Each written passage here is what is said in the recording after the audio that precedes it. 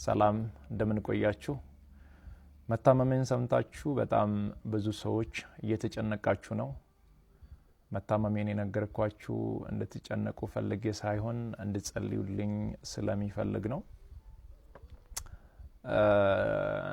በእርግጥ አዲስ ሚዲያ ኔትወርክ ጋር በነበረን ኢንተርቪው ቆይታ ጋዜጠኛው በድንገት ሲጠይቀኝ መታመሜን ነግራችኋለሁ። አሁንም ቢሆን ሁላችሁም በየእምነታችሁ እንድትጸልዩልኝ እፈልጋለሁ። ህመሙ የጀመረው አሁን አይደለም፣ ተላምደናል። ዛሬ 1 ዓመት ከ5 ወር አካባቢ የሚሆን ይመስለኛል። ያኔ ጎፋ በመሬት ናዳ ምክንያት ወገኖቻችን በሞቱ ጊዜ ለማገዝ እዛ ነበርኩኝ።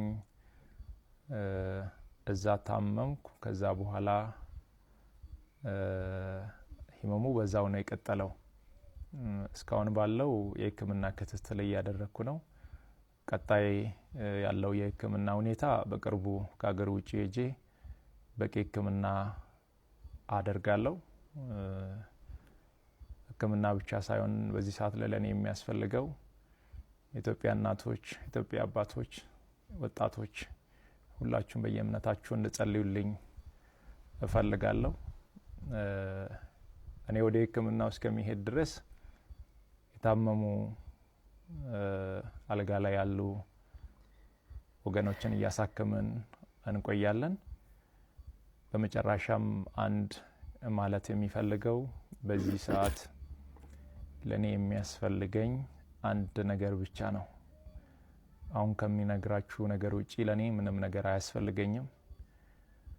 ሁላችሁም በየእምነታችሁ ጸልዩልኝ።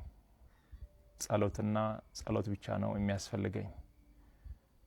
ከዛ የተረፈው እግዚአብሔር ሁሉን ይችላል። አመሰግናለሁ።